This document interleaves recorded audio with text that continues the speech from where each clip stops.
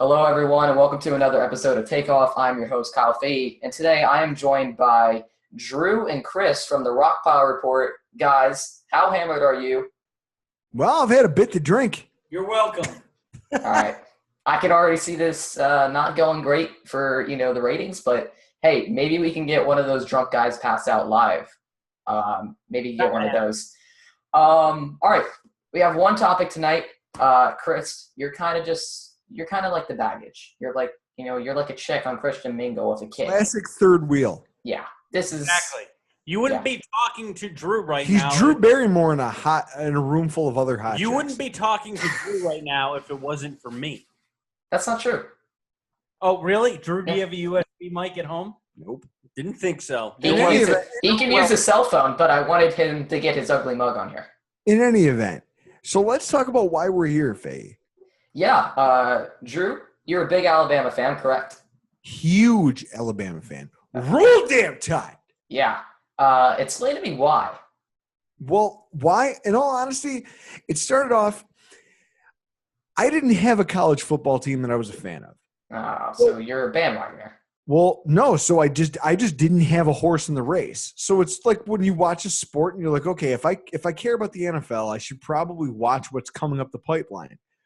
But I didn't have anyone to give a shit about. So I started hanging out with my buddy Geach. My buddy Dave Geachkowski, really, he and his entire family were Alabama fans. His father went there. He had family. It was just are him and his sister close? No. So ultimately what ended up happening, though, was that I started following the team shortly after their bowl ban. Shortly after 2002, 2003, when I graduated from high school, their bowl ban happened. I started following them while I was in college, but I came home for breaks, and that's when I started hanging out with Geach. And I started following the team, and I realized this is a team that's kind of in recovery mode. I mean, they've just been sanctioned. They've lost scholarships. They're not going to be as competitive. Was it because of broomsticks, like Penn State? I don't even know what that reference is towards. I'll be honest with you. Figure that out. What I know is that it was because a coach. No, it was because their head coach did some things that he shouldn't have done, and then he abandoned the program. And then like Penn State. Yeah, and then after he left, the program got just hammered with some sanctions. Mm-hmm. This is Mike Shula, right? No. Oh. Wow. I think it actually might be. Actually, yeah. I'm 100% honest that Mike Shula. You're welcome. Warren. So what ends up happening is that Alabama kind of, they tailspin for a year or two. Mm. So when I start following college football, I look at it and I say, okay, my buddy likes this team. I'll watch it with him.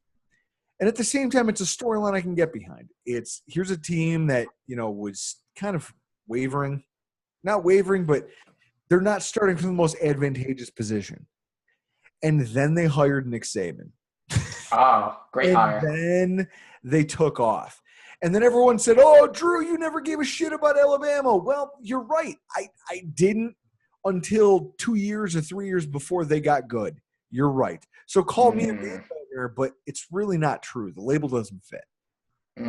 Yeah, I'm gonna call you a bandwagoner. All right, before we get into the main topic off Alabama, just a couple shameless shout outs. Of course, you can follow the main account. Obviously, we're like the sister of the Jet Take, obviously, and go. So follow us at the Jet Take, Twitter, Instagram. Subscribe to us on obviously YouTube, where this will be on iTunes, Google Play, any other podcatcher you could think of. And, of course, the boys from the RockPile Report.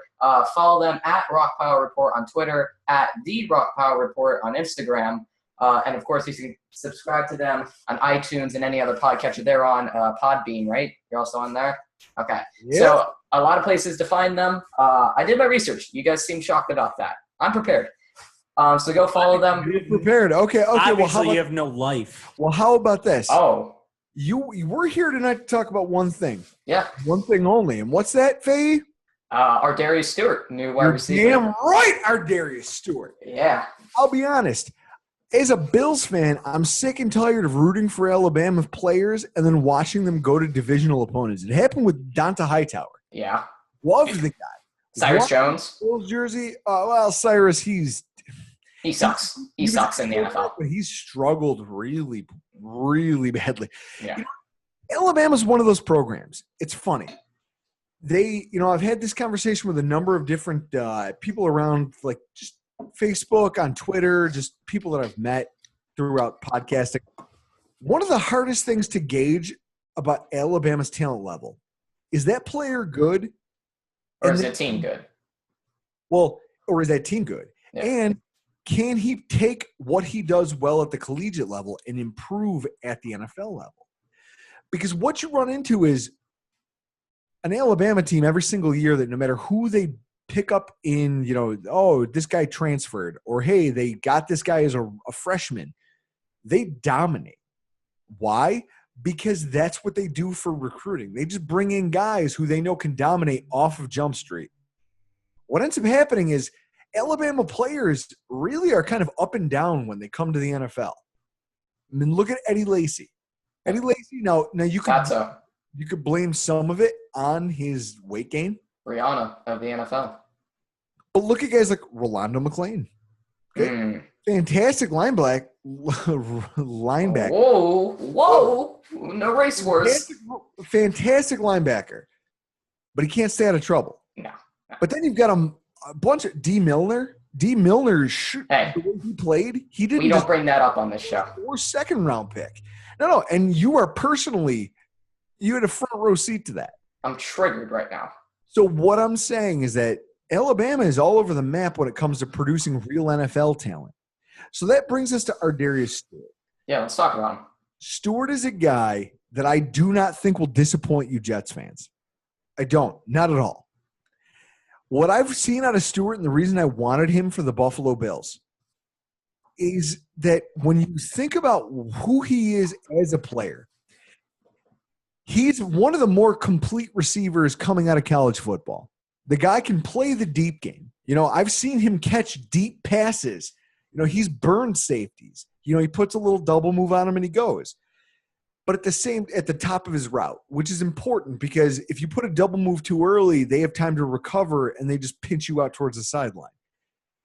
He's a wide receiver who times his double moves down the field enough that if he knows it's him on a safety, he's got some shimmy to his game. He can get away, build a little separation, and get open for a touchdown pass. At the same time, a lot of his highlight reel plays come from just pitch and catch. Bubble screen, 5-yard, 6-yard catch. He's a wrecking ball once he gets the ball in his hands. He tucks it and he carries it, and if you get in his way, he's looking to knock you down and go 3 more yards. You've got to love that out of a wide receiver. I mean, Faye, when's the last time the New York Jets had a true yards after the catch receiver? That actually brings me into my next point because I recently, yesterday, wrote an article about Ar'Darius Stewart. He showed some love to it on Instagram, and it was all about, how he can affect the team year one, not only as a wide receiver, but as a special teamer. But we'll get into the special teams a little later. Wide receiver, the Jets have not had a guy who averaged more or equal to yards, after the catch, the yak yards, as people like to call it. Ar'Darius Stewart had averaged 16.1 throughout his career at Alabama.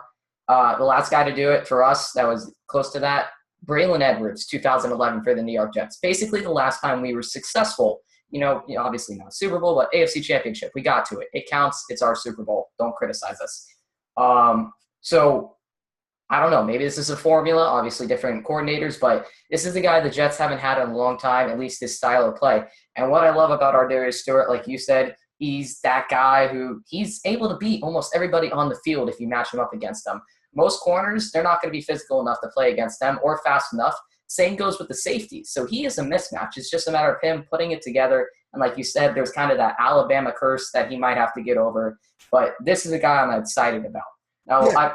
Well, you're talking about Alabama curse. You got to remember Julio Jones also came out of that system. So it has your words, not mine. It has its downs. Now, what I'll say is, like right now, I'm watching on my computer a play. It's literally just a jet sweep to Ar'Darius Stewart, and he takes it from 45 yards out for a touchdown. Do you want to know why? Because when he attacks the line of scrimmage, he attacks it with violence. When he runs, he's one of the few wide receivers in this entire draft who once he gets the ball in his hands, he comes downhill quickly. I mean, you're talking about a guy who's only 5'11", but he's 205 pounds. He's very compact. You know, he's not – you see a lot of these guys who are 205, 210 pounds, but they're 6'2", 6'3". Yeah. This is a muscular guy he's just springy is what I like to say. So when you watch a guy like Ar'Darius Stewart, when he's making cuts up the field, he does so with authority. And if you get in his way, he's almost he doesn't shy away from contact. I mean, he doesn't seek it out, but at the same time, if you meet him, he's not going to try to run away from you. He's going to try to run through you. And that is what leads to a lot of his yards after contact, because players don't expect that, and a lot of guys can't bring a guy like that down. I mean, you guys lucked out getting him where you got him. That's my firm belief. So you're saying, as a Bills fan, Ar'Darius Stewart is going to be a problem for you guys to handle? Oh, absolutely. I'm sick about the fact that you guys landed Ar'Darius Stewart. It bothers me, not only as an Alabama fan, but as a Bills fan, that you guys are the team that landed him, because I do think that he can immediately help your quarterbacks, and here's how. You've got a stable of quarterbacks who, I mean, Josh McCown right now is, according, if you listen to the, tabloids, he's leading the quarterback battle. That's expected. He should. Well, he should be. I mean, what you guys have is a ton of unproven depth. Yes. But even if you had to throw some unproven depth in there, Ar'Darius Stewart is a guy who could help out a guy like that, because he can take that 3-yard pass and turn it into 9 yards. He can take your 4-yard pass and turn it into 15. And every now and again, if you get him the screen or the sweep in the right place, he could take that thing 40, 50, maybe farther. I mean, he's proven that throughout his career. For as much as I hate the New York Jets and everything you guys stand for, I love this player, and I think you got an absolute steal where you drafted him. I agree. I really liked him in the 3rd round. It was a shock of a pick. Jets fans coming into it, I know they didn't really like it, but I think the more and more you watch the film on this guy, the more and more you like him. Every scout that I've read, their write-ups about every scout that I've talked to a couple of guys, because I'm going to be honest, I didn't watch a lot of tape on Ar'Darius Stewart. I didn't think he was a target of ours. I have the article up on the screen. I'm pretty sure you guys can see it. Correct me if I'm wrong. All right. First words: fire, intensity, and drive. Those are almost that. I'm pretty sure that's an exact quote. I didn't quote it. That's Alabama, though. That's players coming of Alabama. Yeah. That's Alabama as a state, as a school. Look at the fire, maybe the herpes spreading around, but that's look at the guys who have been successful coming out of Alabama. Julio Jones, Ar'Darius Stewart. Ar'Darius Stewart's next in line. Marcel Darius, when he's locked in, that guy is intense, and when he's motivated and healthy, he's a Pro Bowl. Alabama can produce some top-end talent. It's just they have to stay motivated and they have to have that fire. But when they bring it, they bring it. And that's why I love watching them play college football, because they play it at an NFL level in the NCAA. I honestly believe, though, with everything he brings to the team, plus, I'll be honest, you could see it in his last year at Alabama. Ar'Darius Stewart was a leader out there on the field. When you needed a big play. We needed a big play against Texas A&M, and that was that big run down the middle of the field. When you needed a big run, or when you needed a big play to happen, you're right. Ridley was usually – our other wide receiver on Alabama, Stevan Ridley, was usually double covered, sometimes triple covered, because every school was threatened by his downfield speed. So they left Ar'Darius Stewart in single coverage, just lazy kind of zone, and he ate them alive last season. Yeah. He brings the same type of game to the NFL. I mean, last year it was 54 receptions, 864 yards, and 8 touchdowns. Yeah. But then 8 rushes for 68 yards. He's a weapon. He's a weapon. It doesn't matter where you want to use him. He has the mentality that if you put the ball in his hands, he'll make a play for you. So that could be a boon to your quarterback group. Because when you look at what you guys have, you have one journeyman starter and a bunch of unproven depth. But if you have a reliable target who will fight for you every single down, he could be your guy. You know what I mean? Yeah. as a reliable number 2, release valve for your quarterbacks. He's going to do what he needs to do to get open. And when he does, you put the ball in his hands, he'll do whatever he can to make something happen. You got to love a player like that.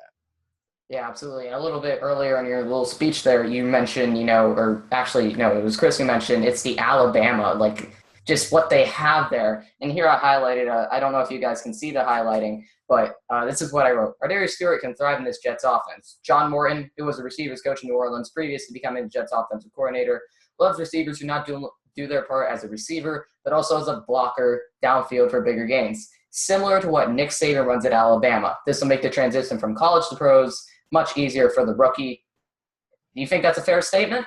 I think it's an extremely fair statement. I mean, you want to talk about Alabama, what are we known for? We're known for playing defense and running the ball down our opponent's throats. We had the national title game this year locked up until our starting running back broke his leg. Yeah.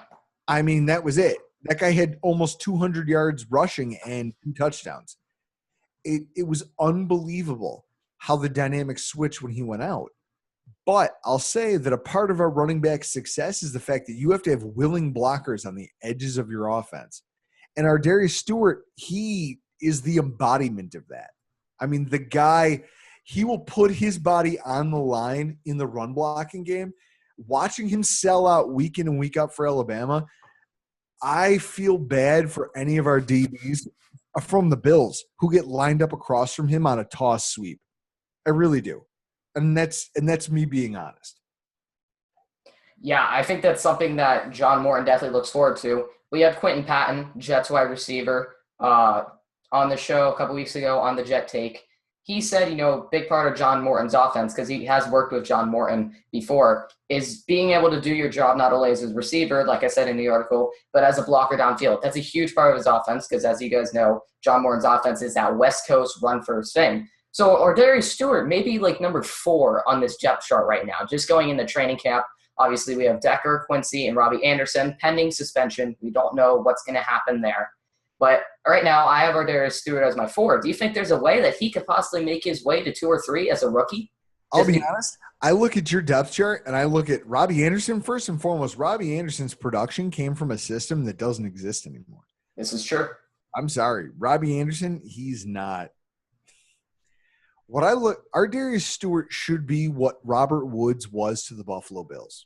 Ooh, I'll take that. I'll take that. Good number 2 wide receiver who can be a release valve for your quarterback and be a dominant downfield blocker. I think that maybe not, and who knows, maybe it takes a season. But I think that within 18 months, you're going to be talking about Ar'Darius Stewart as one of your favorite wide receivers. Does he have a chance to get 1,000 yards? No. I don't know what the thing is. That's not his game. No. When he's at his best, it's not as the big play wide receiver. It's not as, hey, I'm going to catch this deep ball and run for it. He can do it. But when he's at his best, it's when he's working the corner, when he's working cornerbacks in the run game, and when he's catching a ball in front of defenders and then making them miss or just powering through them and getting extra yards after the catch. He will be a guy who will be a great number 2 or number 3 wide receiver in the NFL. I have no doubt about it, and I hate knowing that he's a member of your franchise. Hey, I will take that any day of the week. Chris, you brought up a possibility for a stat line. That brings me to the next thing perfectly. What are your predictions for year 1 for Ar'Darius Stewart, stat line wise? No, it's you. Oh, well, I'm just throwing it out there. Can he get 1,000 yards? Well, I'll be honest. My prediction for him year 1, in all honesty, I'll be disappointed if he doesn't get at least 550 yards and 5 touchdowns. Because I think near the goal line, he is when you get in the red zone, he's a guy who, if you give it to him 4 yards out, he catches that ball, he's going to find the end zone. He'll fight whoever he has to. That's just his makeup. That's who he is. He's got that low center of gravity. He's small, he's compact, but he's heavy. He'll find 4 yards. Yeah, exactly like you, Faye. I honestly believe that's my thing. I think he'll get about, if I had to give a range, I'd say 500 to 600 yards, but I'd say 5 touchdowns. That's fair. That's achievable. I will take that as a rookie wide receiver in the 3rd round for a position. It's not a dire need, but McCagnon and Bowles, they thought he was the best talent. That usually seems to be their theme. And continue with this draft. I will take that. All right, last question. Hate to put you on the spot like this, but who would be your NFL you're just going to shrug it, take a sip of your beer, shrug it? Yeah, shrug it. Yeah, okay. Who would be your pro comparison for Ar'Darius Stewart? Pro comparison? I'd say he's a smaller – if I had to compare him to anyone, the receiver that he reminds me the most of is a smaller, more compact version of Anquan Boldin. I'll take that. I will take that. Boldin is a guy who was very active in the run game on every team he played on. Yep. He was also a guy who could go downfield and jockey for position. He wasn't afraid of physical cornerbacks or physical safeties, and he would bang with those guys down the field in order to get open for big passing. Well, I'll tell you, Ar'Darius Stewart brings all of that to the board. The guy's not afraid of contact. In fact, he almost invites it. You know what I mean? He thrives off that. And then when you get him the ball short, he's got the size and physicality because of his – he's short, but he's so stout that when you put him in the short passing game, he'll break tackles. That was something that was a staple of Anquan Boldin's game. If there was anyone I would compare him to, it would be him, even though they're not the same size. He plays with the same kind of intensity, and I like that. Anquan Boldin's a future Hall of Famer in my mind. I think a lot of people share the same opinion. Is that fair to say? I will say that's fair. Yeah, I think he's a future Hall of Famer. It might be a little padded now since your comparison. I just hope that he doesn't have any of those games against us. I hope he does. That would be great. Oh, week 1 is going to be a lot of fun, Faye. You and me, we're going to get together. We're going to have you on our podcast week 1. Yeah. Talk about the Bills-Jets home opener. I can tell you what, should be an easy win for you guys. Let's just talk a little Jets for the final 5 minutes. Chris, we'll get you more into this. You seem, I just woke you up a little bit. Saw those eyebrows raised. You just get a test back or something that you didn't, something bad, just close. See this Fahey right here? It's called telephone. Yes. I can't be in my family room watching the Stanley Cup final. Oh, it's okay. Your teams aren't in it. I don't. Oh wow! No! Whoa! The game was. The Penguins scored 4 goals in the first 7 minutes of the third. They're up 5-1. I want to jump through my kitchen window. I hate Pittsburgh. Oh my God! I can't believe this is happening. He's not lying. Right now, the Penguins, they went 1-1 to the third period. Mm-hmm. They're not even halfway done. It's 5-1. Oh yeah. See, 4 goals in 7 minutes to start the third. I hate me. Wow. Strong hate here. All right. You picked a bad night to do that. Yeah. Alcohol and NHL playoffs don't seem to mix well for you guys. All right. So just some final Jets news quickly. Make some predictions, guys. Who do you think is going to be the Jets starting quarterback week 1 against the Bills? If I had to guess who the Jets starting quarterback against the Buffalo Bills week 1 would be, I'm going to say it's got to be McCown because I can't trust any of these kids. You can't. We're not trying to win, though. Well, exactly. That's why you start McCown. But I'll say you start McCown because it gives the illusion of trying to win. Oh, with mind games. It gives the illusion of trying to win with the knowledge that he will drop that football game. It gives the illusion that you are trying, and then when he gets injured, you are screwed. No, then it's just a landslide. Yeah, then we have a young quarterback and we suck, and we have a top 5 pick and a class that has Josh Allen, Josh Rosen, Sam Darnold, possibly some other guys thrown in there depending on who comes out. So I'll take the franchise quarterback for another year of sucking. I just don't understand how you guys are tanking. Here, I've got a question for you since we're on your show. Oh, a little reverse. All right. What about the rumors of what is his name? Sheldon Richardson being shopped. Is that true? False? I definitely take it to be true. I'm sure the Jets tried to trade him, but I wanted to trade him. I won't lie, but looking back right now, knowing Sheldon, his personality, the dude wants money. This is his payday year. This is for the max contract, right? He's gonna ball out. So what the Jets might do, he might ball out. They could sign him to a contract because the Jets have money this year. We have a lot of it. We have like $70 million in cap space. We can afford. We have a good amount of money. I don't know if it's exactly $70 million, but we have a good amount of money. I might have put that up a little bit, but we could sign him if we wanted to, or we could slap him with a franchise tag and go ship him off for a second round or a late first round pick instead of like a third or fourth like we would have got in the middle of last year. And I think that's what Maccagnan did. That's fair. No, because that was going to be my question. I heard he was on the block, but nothing got done. So I'm assuming none of the offers that got fielded your way were worth what Maccagnan thought Sheldon Richardson was worth. You know, he values him at a certain level, and he says, okay, I'd bring this guy back because nothing – I mean, I know he was on the trading block. Yeah, definitely. But he didn't hear anything that he liked. And so now he's coming back. And that's an uncomfortable position for both the player and the franchise.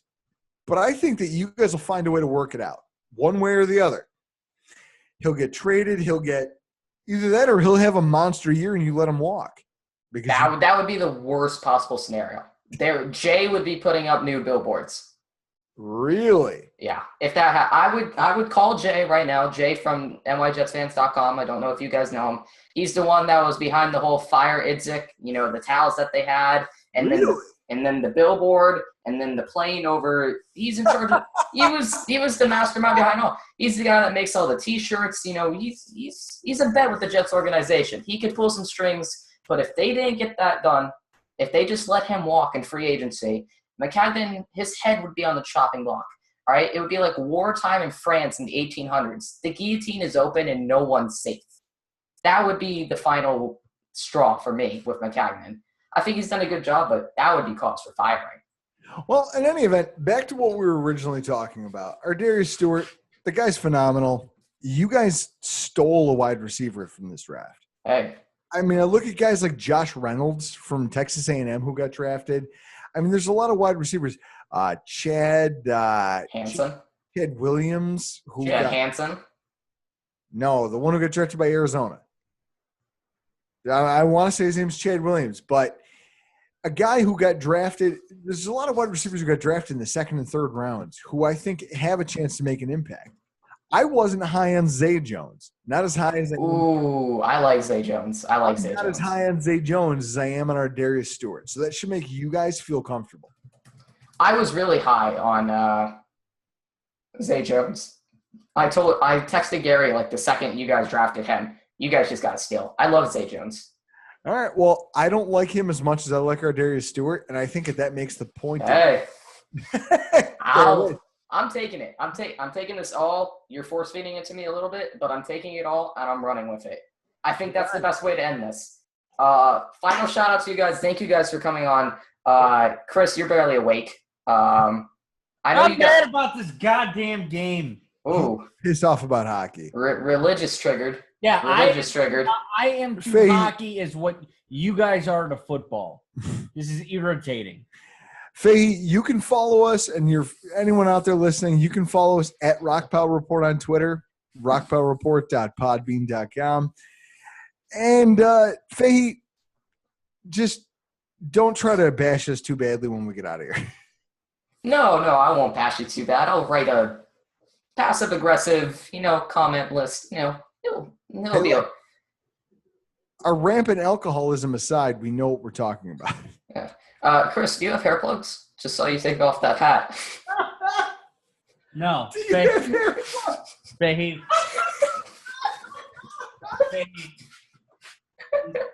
You look like if Downton Abbey lost all their funding. No. Oh. No, Behave. Oh. This is my natural hair.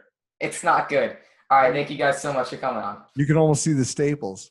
Yeah. Oh, follow the Jet Take on Instagram, Twitter. Subscribe to us on iTunes. This is Kyle Fahey from The Takeoff. Thank you guys for watching. Go Jets.